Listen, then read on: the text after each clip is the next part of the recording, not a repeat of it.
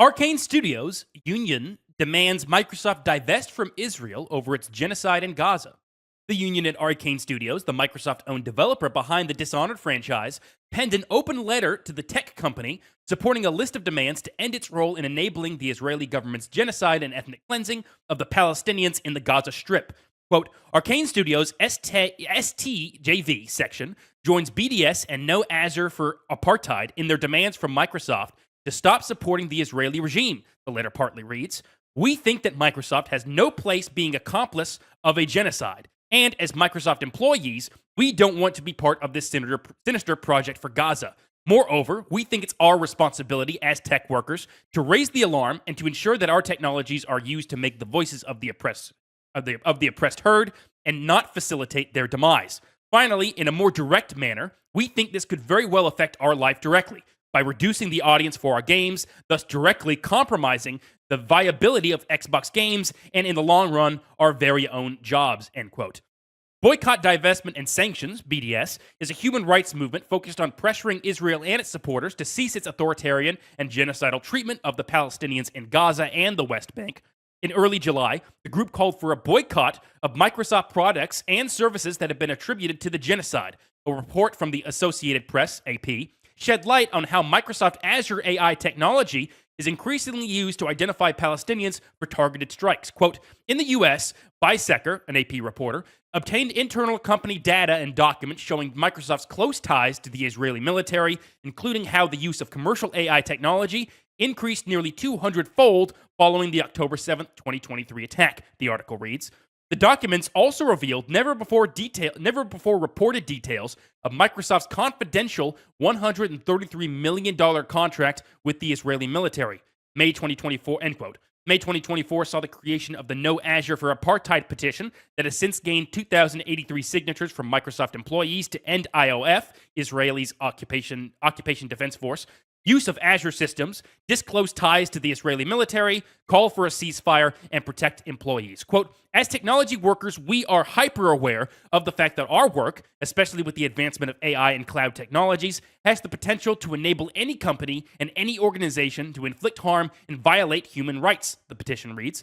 The products and services we build are being used and distributed around the globe to surveil, censor, and destroy. We cannot stand by while our labor is utilized to aid in the oppression of innocent people, end quote.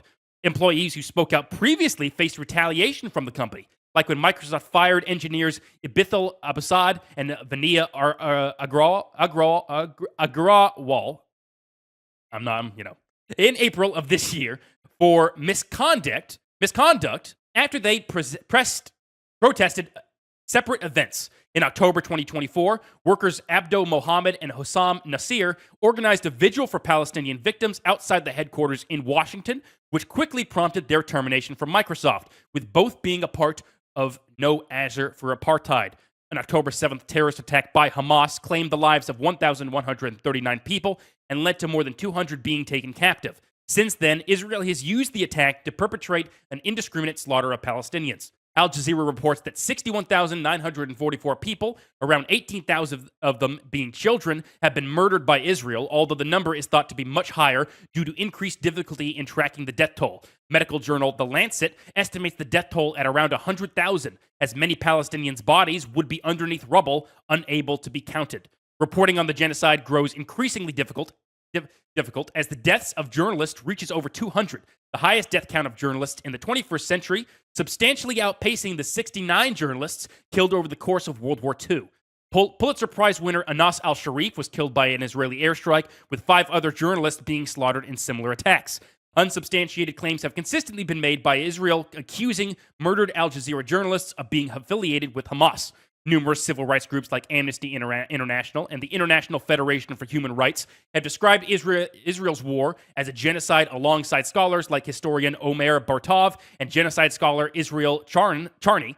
Israel has destroyed large swaths of Gaza's infrastructure while continuing to minimize space for Palestinians to live, as well as limiting access to food, water, and medical supplies in spite of international law. Distribution of aid has been given to the U.S. Israeli-backed Gaza Humanitarian Foundation, GHF, where poorly managed aid sites have resulted in over 1,000 civilian deaths since the organization's operation in Gaza.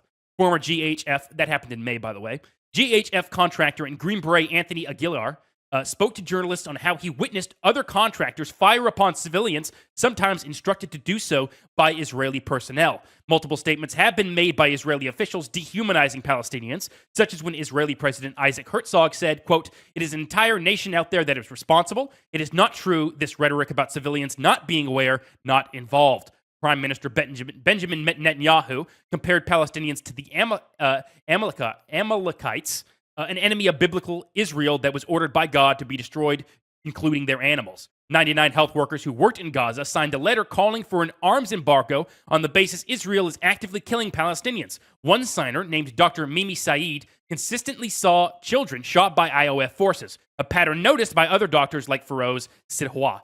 Quote, "Kids would come in dead with single shots to the head," Saeed explains. "There was no other injury on them. I mean, it's never normal to have a child with a gunshot wound in the head or her head or chest. They were children under the age of 12. That's something I saw every single day, multiple times a day, for the whole 4 weeks that I was there." So, got a little bit long-winded at the end there, but I found it important to do so. I wrote these stories for context. Yeah, of course. If you want to, link is in the description down below. All the stories we read are written by our very own Connor Elliott here at TwoPennyGames, so you can go read those yourselves over at TwoPennyGamesNews.substack.com. But the main news in demands before I let you go, and I do want you to go, is Arkane Studio, now owned by Microsoft through their purchase of what is ZeniMax. ZeniMax. Yes. Through their purchase of ZeniMax, is now specifically penning an open letter. Are they striking? I thought I saw something about a Not strike. No? striking, Okay, but no. now that could be on the table. All right, their but demands they're are met. penning a letter to their now parent company Microsoft to cease the censorship, the support, or their tech company supporting of Israel and protect employees, because as I mentioned in the article, people have been fired in the past, which is worrisome for these people because Arkane hasn't exactly been on the most strong run recently. I attribute that in part to Microsoft making them push out a game called Redfall, a live service game that Arkane is not known for making, and it flopped pretty hard. Wasn't Xbox's like inception. Like, they were working on that game prior to being acquired. That's true, but the failure of it did lead to layoffs at the time of Arkane Studios and personnel. And the fact that they're calling out their company when we already have proven examples of people getting fired for doing the exact same thing is a bold move, you know? And we haven't seen a response from Microsoft yet. When journalists talk to them, they would basically just give them the basic PR spiel. They would redirect them to a site, I believe, for the most part. I don't believe you'll ever hear word from Microsoft on this. No, you will not. So, to the point of these developers striking, whether this will actually result in anything, even their firings, it's hard to say. But as you said, certainly Microsoft doesn't seem to care about whether their employees have an issue with the company's investment in Israeli military technology, because it is a ridiculous thing that has happened where AI has progressively been used more and more during a year, by the way, which they fired a number of other employees for the expansion of AI infrastructure, and now they're using that same exact technology to kill people across across overseas for profit. Because if you make a $133 million contract with anybody, you're going to serve their needs over what is right, especially in the context of a large corporation like Microsoft. 133 million, yeah. Million, not billion. No, not million. I mean, interesting. Yeah, I guess they probably 130 million seems just small potatoes for Microsoft, is my point. Yeah, and which kind of enhances the fact of why are you supporting this when you shouldn't really be doing that at all.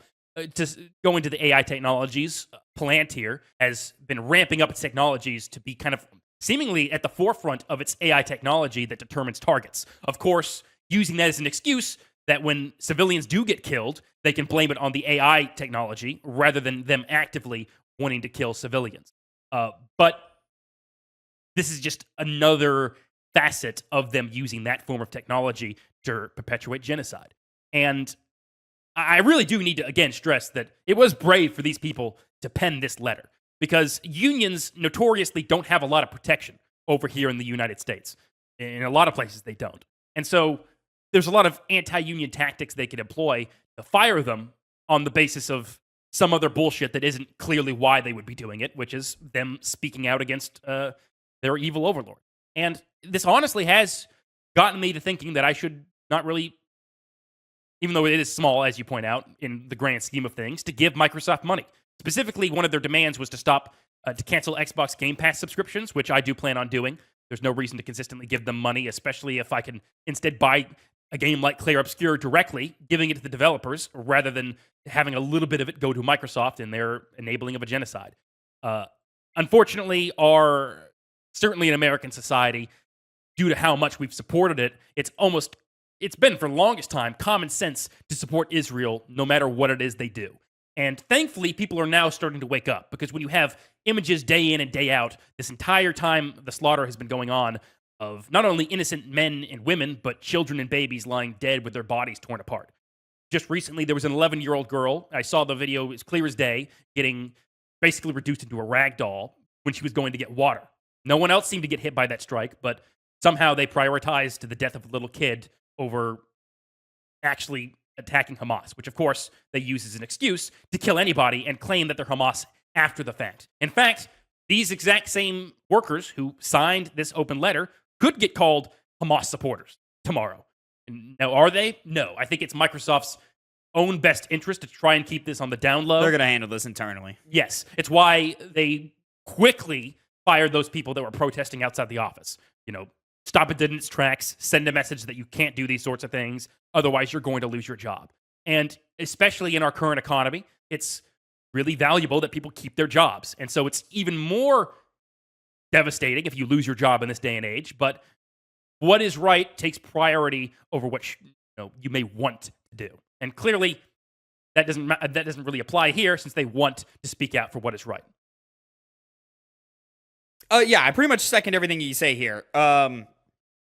And really the only thing that I would double back to or really emphasize is that Arkane should be praised here.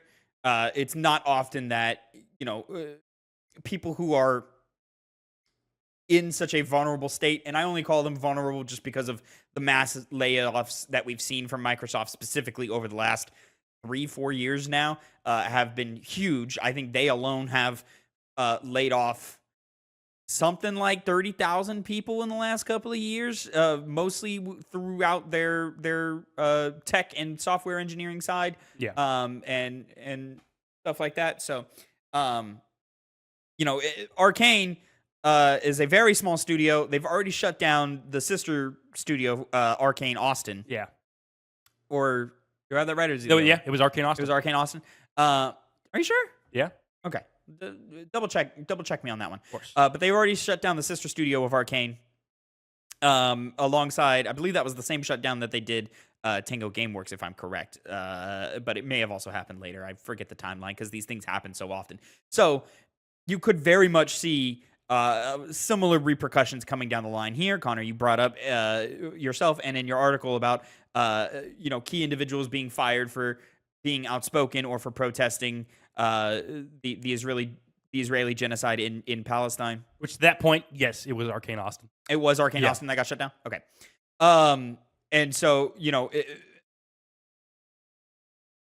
to be in a position where you're like, this is going to cost us our jobs, and do it anyway in an industry where nobody's fucking hiring right now, and you're seeing mass layoffs across the board, mostly substantiated to corporate greed, but the world is suffering. There's just not a lot of money going around right now, specifically in the tech and specifically in the arts right now. I saw even independent studios that are quite small and run by people that I think are trustworthy.